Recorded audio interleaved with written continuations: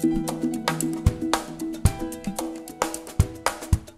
been a sobering morning, hasn't it? Socialized medicine, financial crisis, and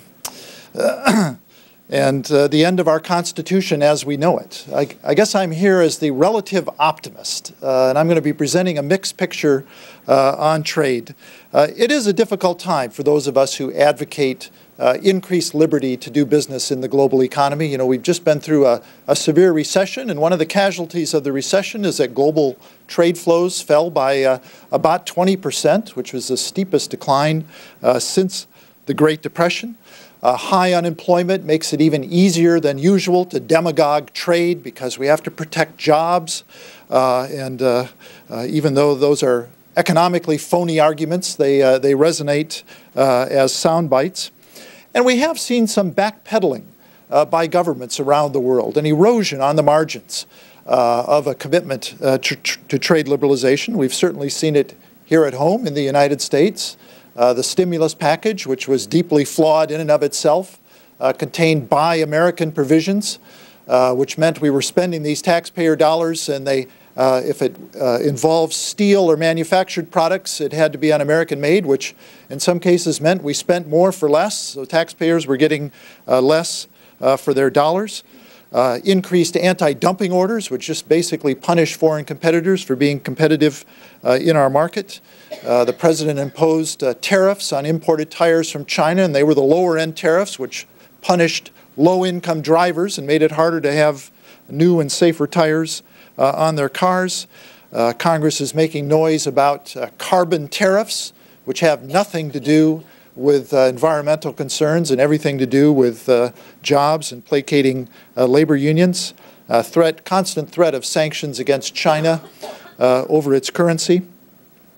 But in the midst of that, it's a bit of a story of the dog that didn't bark, the disaster that didn't happen. We didn't see a replay of the 1930s, where this was a true race to the bottom in terms of raising trade barriers. The erosion of global trade barriers was relatively small, and now global trade levels are recovering. And there's renewed talk about actually lowering trade barriers. And I think there were 2 or 3 reasons behind this. One, maybe we actually did learn a lesson or two from the 1930s. I think 2 of the best advocates for free trade these days were a couple of long-dead members of Congress, Senator Reed Smoot and Willis Hawley. You can evoke that, and people know that that was a bad experience. The business community has stood up for freer trade. Most of the business community, there are exceptions. But you know, if you take the S&P 500 companies, on average, 47% of their sales are now to markets abroad, which is where 75% of the world's spending power is. And also, we have global rules in place that have put something of a check on the backsliding of government. This is where I think there's some daylight between Cato and some of our libertarian friends, who I won't name, but they're very critical of the WTO and NAFTA. I think those agreements have proven their worth in this downturn. I think the commitments we signed and other governments signed in the WTO, in NAFTA and other agreements did provide one more reason not to backslide. When you say something's WTO illegal, violates our international commitments, politicians do pause. And then, of course, a main reason is that Mad About Trade came out last year, which now some people chuckling, but you know, within weeks of this book coming out, Lou Dobbs was off the air. 2 months later, Byron Dorgan announced his retirement. He's one of my main foils.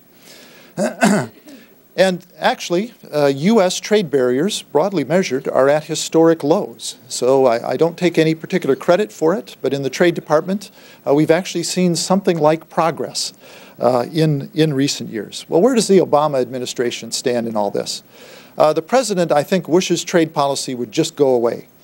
I think his instincts are probably pretty good on trade. One of the last quotations in Mad About Trade is a quite nice passage from The Audacity of Hope, where the president gives his vision of why globalization is good. Of course, he's got a bunch of little reasons why he can't support particular trade agreements, but I think the president does understand the benefits of trade. He has advisors around him, like Larry Summers and Tim Geithner and Christina Romer, who understand trade quite well.